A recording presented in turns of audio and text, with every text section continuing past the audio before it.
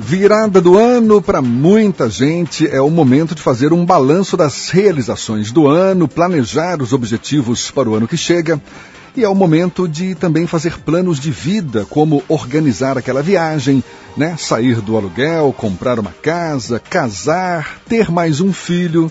Mas será que é possível fazer tudo isso com o mesmo salário do ano passado e com dívidas que às vezes são intermináveis? Como então se organizar financeiramente e conquistar esses objetivos? É sobre esse assunto que a gente conversa agora com o economista Marcelo Andrade. Bom dia, Marcelo. Bom dia, Jefferson. Bom dia aos ouvintes da CBN. Eu fico muito feliz por ter essa nova oportunidade de conversar com vocês. Em meu nome e em nome do Adriano Duarte, que escreve comigo o blog Enriquecimento Total, a gente deseja um feliz 2011 a todos. Obrigado, Marcelo. Qual o primeiro passo para que os nossos ouvintes consigam se organizar financeiramente e, a partir daí, conquistar seus objetivos? Jefferson, assim, repetindo um pouco o que conversamos da outra oportunidade, é investir em formação.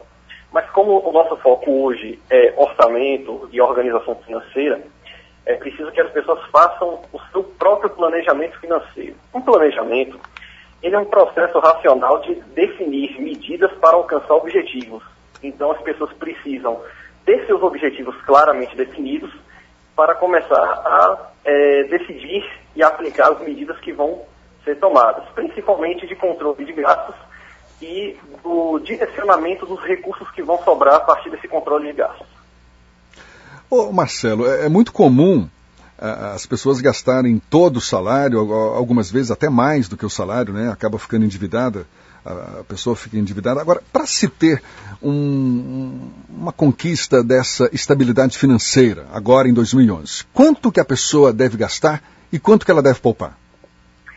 Jefferson, os especialistas da área de educação financeira falam em economizar de 10 a 20% da renda. E eu acho que esse é um percentual que permite à maioria das pessoas realizar os seus objetivos. Quando eu falei agora há pouco sobre planejamento financeiro e falei da definição de objetivos e metas, aprofundando um pouco mais, eu proporia que as pessoas estabelecessem em torno de 4 ou 5 metas para o ano, sendo que uma dessas metas teria de ser de longuíssimo prazo. Por exemplo, alcançar a independência financeira, que é uma meta que não se cumpre em 1 ou em 2 anos, precisa de mais tempo. É preciso também ter metas e objetivos de aquisição de bens no curto prazo. Por quê? Para poder as pessoas perceberem que elas estão evoluindo financeiramente.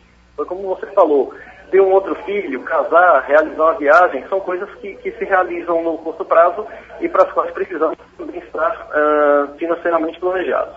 Certo. Você falou em independência financeira, aquisição de bens.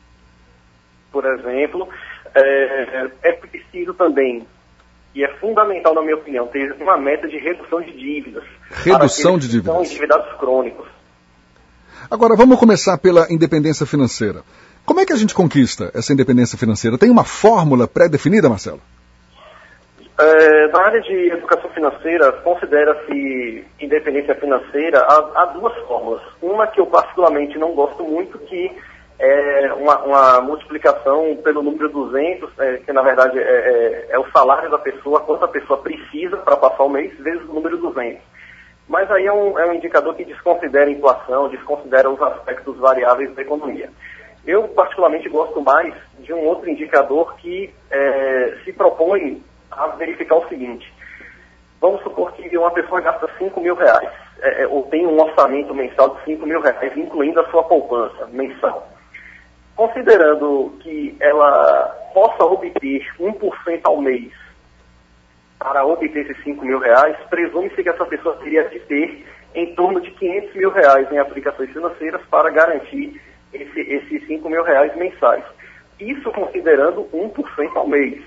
A pessoa pode conseguir mais também, pode ser mais eficiente e acabar conseguindo uma taxa maior. Esse índice que eu acabei de falar chama-se cálculo de perpetuidade. É um cálculo que propõe dar uma estimativa de como a pessoa pode passar o resto da sua vida vivendo do seu patrimônio alcançado. Uma vez eu li a respeito, entre os vários livros aí que falam sobre o assunto, não é? Como conquistar essa independência financeira, dizendo assim que são 4 pontos, né, que você deve levar em conta. E aí eu até queria saber da sua opinião, se você concorda. A gente fala em conquista de independência financeira, claro, partindo do pressuposto de que aquela pessoa tem uma fonte de renda, não é? Então, número 1, ter uma fonte de renda. Número 2, saber poupar parte dessa renda. Número 3 seria saber investir parte desse dinheiro, ou seja, adquirir informações sobre mercado financeiro, opções de investimento e tudo mais. E por último, optar por um estilo de vida simples, ou seja, no lugar de comprar uma Ferrari, comprar um carro mais em conta. Você concorda com isso, Marcelo? Concordo plenamente, Jefferson. Esse é um processo que se aplica ao longo da vida para quem alcança a independência financeira. Eu gosto de dar um exemplo em relação a essa coisa do estilo de vida simples, como você falou. Por que eu vou comprar uma Ferrari se, por exemplo, um Palio, um Uno ou um Celta vai resolver meu problema? Pelo seguinte, um dos homens mais ricos do mundo é o investidor em ações, o mega investidor em ações Warren Buffett, é um americano. Ele reside na cidade onde ele nasceu, no interior do estado, se eu não me engano, do Nebraska, que é Omaha, o nome da cidade. Ele reside lá, pode-se dizer, a toda a vida, embora na mesma casa desde 1958. É uma casa pela qual já vi imagens, uma casa muito boa, e da qual ele entendeu que não precisava se desfazer ou mudar para um imóvel mais caro, simplesmente porque ele alcançou um patrimônio na casa de dezenas de bilhões de dólares. Uhum. Então, são exemplos como esses que eu acho que precisam ser seguidos pelas pessoas. A questão da ostentação, ela contribui, na minha opinião, negativamente para a independência financeira.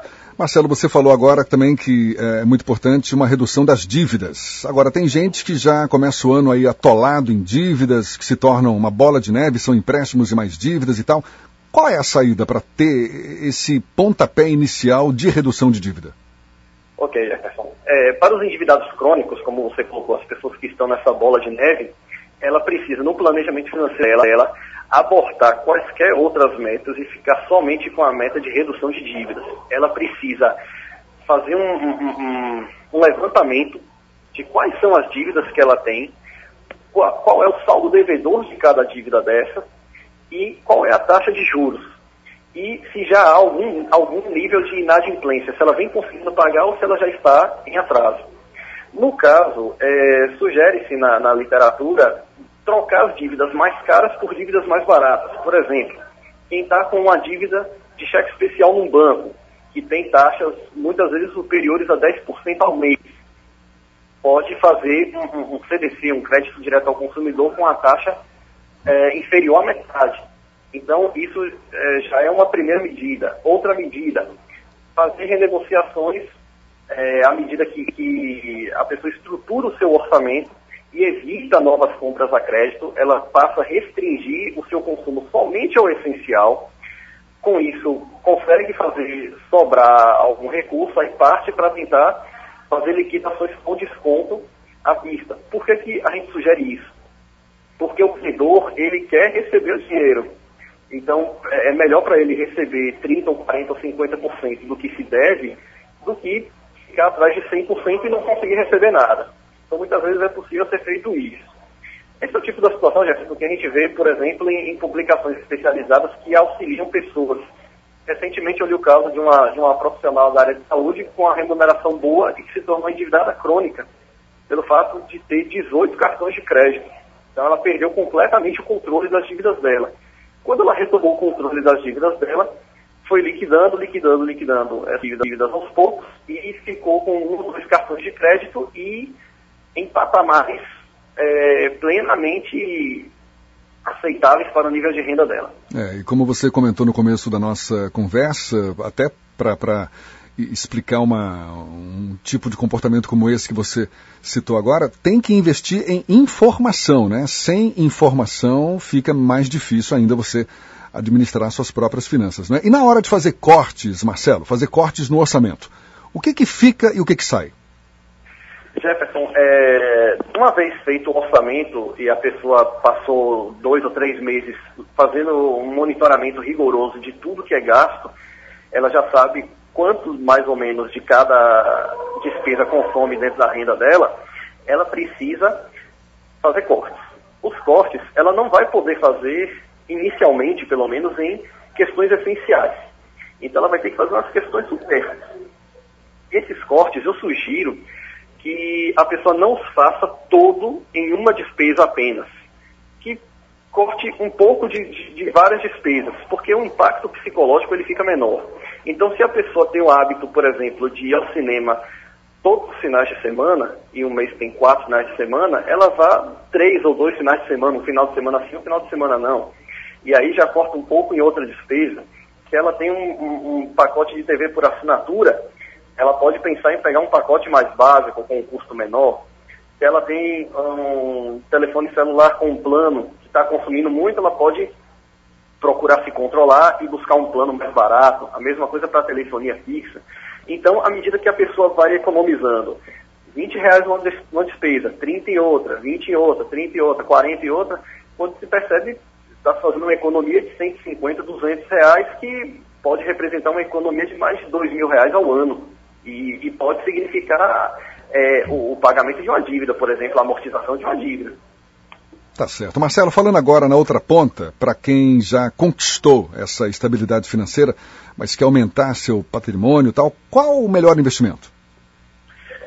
Jefferson, agora com essa virada de ano, como ocorre em todos os anos, há muita discussão a esse respeito.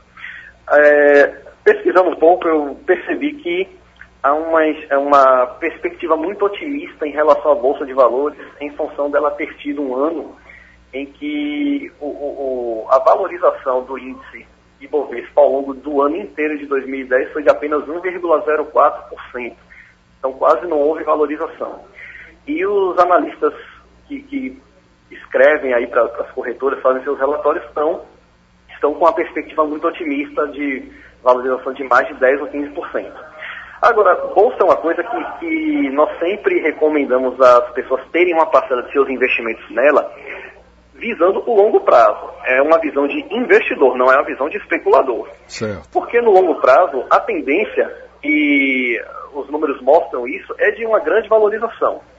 Eu estava consultando ontem o site da Ibovespa, a média de crescimento da Bolsa de 1990 até 2010, até novembro de 2010, a taxa média de crescimento era superior a 100% ao ano.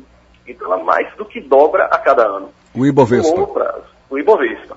Então, as perspectivas, além de serem favoráveis, a gente sempre recomenda que as pessoas direcionem uma parte de seus investimentos para a Bolsa mesmo. Poupança, ela está muito questionada pelo rendimento que ela teve em 2010, que foi um rendimento muito próximo ao que ela tem normalmente. Só que como houve uma ligeira alta da inflação, o rendimento real dela, descontado a inflação, não chegou a 2% no ano todo de 2010. E como devem haver novas elevações da taxa básica, da taxa Selic, para justamente controlar a inflação, é uma das prioridades do governo Dilma, isso pode gerar uma perda de atratividade da poupança, e eu já vi alguns analistas sugerindo que quem tem investimento em renda fixa, que migre da poupança para outras aplicações, como CDBs, que são títulos de dívidas dos bancos, e o Tesouro Direto, que são títulos de dívidas do governo. Justamente porque vai haver esse aumento da taxa Selic, então o governo ele vai pagar um pouco melhor por essas dívidas. Então, vai se constituindo uma alternativa bastante interessante de renda fixa para as pessoas neste ano de 2011. Tá bom, eu quero agradecer aqui ao economista Marcelo Andrade, dando dicas de como administrar suas finanças, também para quem já conquistou a sua estabilidade financeira, melhor opção de investimento. Você falava num blog no comecinho do nosso papo. Qual é o blog que você tem, Marcelo? Jefferson, o nosso blog chama-se Enriquecimento Total e o endereço é www.enriquecimentototal.blogspot.com. O nome é sugestivo, hein? Bastante sugestivo, com certeza, Jefferson. Marcelo, muito obrigado, foi um prazer. Bom dia para você. Eu que agradeço, bom dia a todos, bom dia, Jefferson.